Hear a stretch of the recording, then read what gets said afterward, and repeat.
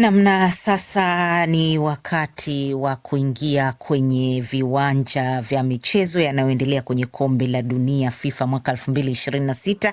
Bruce, natumai unanipata vizuri sana. Unajua ni rasmi sasa, orodha ya timu 8 zitakazocheza robo finali imekamilika na usiku wa kuamkia leo wa Argentina na wa Swisi walikuwa wa mwisho kujiunga na wenzao katika raundi hiyo. Ndio.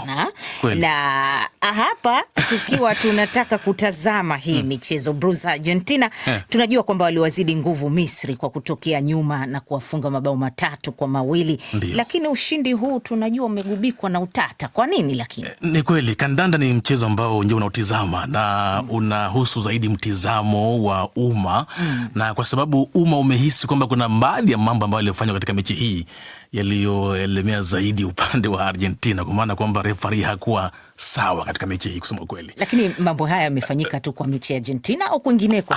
Kuna viashiria kwamba kadri mechi zinasonga unaweza kuona baadhi ya matukio ambayo yana utata katika baadhi ya mechi, lakini hii nayo nadhani ni moja hapo ya mechi ambazo zimekuwa na utata mkubwa kabisa katika namna ambavyo refari alisimamia, na hata ukiangalia kwenye mitandao ya kijamii vyombo vya habari, wachambuzi wanazungumzia baadhi ya matukio, na Misri imejitokeza wazi kusema kwamba hapa wanahisi walihujumiwa katika mechi hii katika namna ambavyo ilichezeshwa. Na mechi hii Bruce, unajua ilikuwa ni Messi ambayo ni kati ya mpambano kati ya Lionel Messi na Mo Salah. Maanake Afrika ilikuwa inashika bango la Mo Salah mwishoni, lakini Messi ametoroka na ushindi huo wazi kabisa.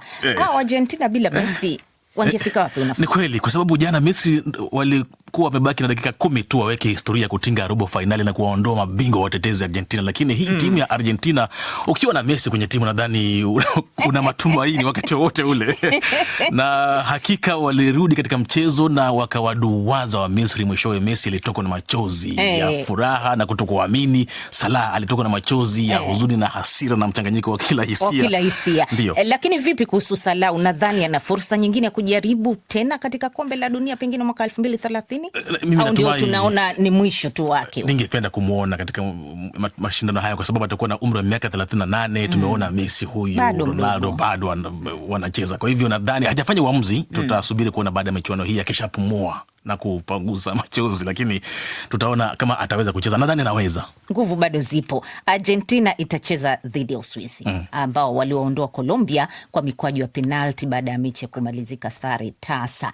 Bruce, mtihani mwingine huo wa Argentina? Ni mtihani mwingine huu. Ukitizama mechi hizi mbili, Uswisi na Colombia, namna ambavyo walicheza, ni timu ambazo kabla ya hapo haziko zimepoteza mechi yoyote, na Uswisi waliwapa mtihani mkubwa sana. Walisukuma Colombia hadi dakika za ziada na wakapigwa penalti ambazo zilifanya maamuzi haya. Kwa hivyo Argentina namna ambavyo wanacheza, kwa kuangalia kwamba walifika hapa chupu kwa sababu Cape Verde karibu wa nusra waondoe Argentina hao, na Misri pia jana hivyo, lakini wakifanya mambo kama haya wakidhani kwamba ni Messi atakuwa anawabeba, Messi anawabeba, chupu hasa nusra waondoke. Ndio, kwa hivyo nadhani Uswisi itakuwa ni mtihani mzuri kwao pia. Sawa, na mwisho labda tumalizie, muda wetu haupo sana. Tuna timu 9 za Afrika katika hatua ya mtoano. Watu walikuwa na matumaini sana. Afrika sasa hivi imebaki na mwakilishi mmoja tu, Morocco. Na matumaini ya Waafrika bado hayajaondoka. Bruce, hapa unasemaje? Inasikitisha kwamba namna ambavyo timu hizi za Afrika zinakupa matumaini, lakini mwisho wa siku wanakuacha na machozi. Nadhani wanahisi kubadilisha hisia zao. Kitu gani kinakosekana Afrika? Nadhani kocha anavyowaambia mentality inabidi kubadilika na ari katika kuhakikisha kwamba wanamalizia hizo dakika za mwisho kama wachezaji wenye uzoefu. Tunaambiwa tumalize hapo, muda wetu umekwisha. Bruce, asante sana. Msikilizaji na unayetufuatilia, hii ni DW Kiswahili, usiondoke.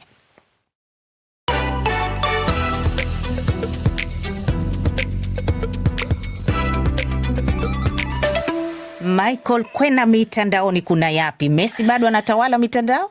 Saumu, mwanzo nitanguliza kwa kusema kwamba kwa kweli kama kuna watu ambao wanaumia msimu huu ni wafuatiliaji.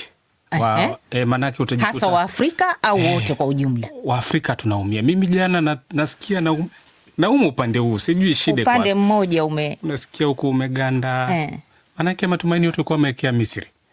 Lakini sasa ndo asiyekubali kushindwa sio mshindani. Misri imeondoka patupo, wanasema kwa wanaofuatilia mitandaoni. Ni hilo swala la Misri na Argentina. Na sasa hivi kuna mambo mengi yalijitokeza, lakini kuna utata huo mchezo wa Argentina na Misri. Sasa kuna hashtag ambayo sasa inaitwa robbery, yani wizi, unyang'anyi wa mabavu. Nadhani hii mabavu haitoshi, kwa sababu wanavyozungumza mitandaoni ni zaidi ya hilo. Wanasema refari, wanasema ndivyo wanavyosema mitandaoni kwamba refari alivyochezesha mchezo wa jana ni wazi kwamba kulikuwa na nia fiche. Kawanyang'anya wa Misri. Kawanyang'anya, ndio. Na ikumbuka kwamba tayari kocha wa Misri Hossam Hassan yeye amesema kwamba timu yake ilinyang'anywa hadharani. Ametoka na kusema, amezungumza na waandishi wa habari akasema hii ni wizi. Ni kusomea maoni tu. Soma maoni tuwasikie wanasemaji, wananzengo wa soka. Lucky Boy anasema maamuzi ya kuhuzunisha yaliyobadilisha kasi. Misri ilicheza vizuri sana na ilistahili kutendewa vizuri katika maamuzi ya refa. Najivunia mafarao kwa kuwasukuma mabingwa hadi mwisho.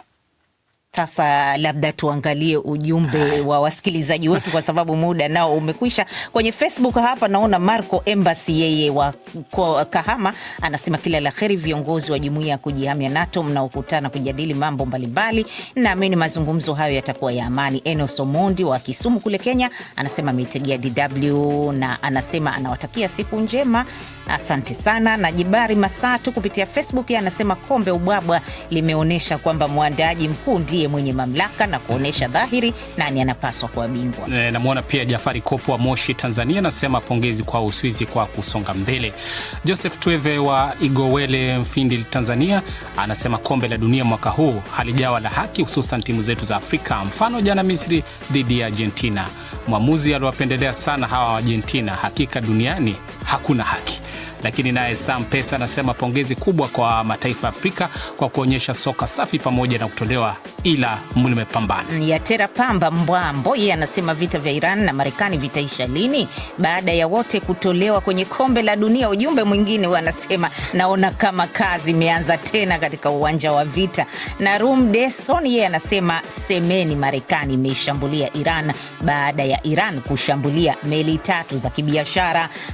Ameandika huyu msikilizaji na anasema kwamba Marekani imeshambulia Iran bila sababu, halafu hamjasema aliyoshambulia meli hizo katika mlango wa Hormuz ni nani hasa. Huyo msikilizaji. Na Alex Christopher Chiza yanasema Marekani na Iran, malizeni tofauti zenu, maana mnahatarisha maisha ya watu, hasa kwa sisi wa hali ya chini. Honore Zawadi Zed kutoka juu milimani Murumbi, Moba, Jamhuri ya Demokrasia ya Kongo anasema kombe la dunia la huu msimu ni pasua kichwa, basi mwenye nguvu ashinde, tumechoka, ndivyo wanavyosema. Ngalama Maluta wa Isolo Magu Mwanza yeye anasema kwamba anatakia mkutano mwema viongozi wa jumuiya ya NATO waliohudhuria mkutano huko Ankara nchini Uturuki.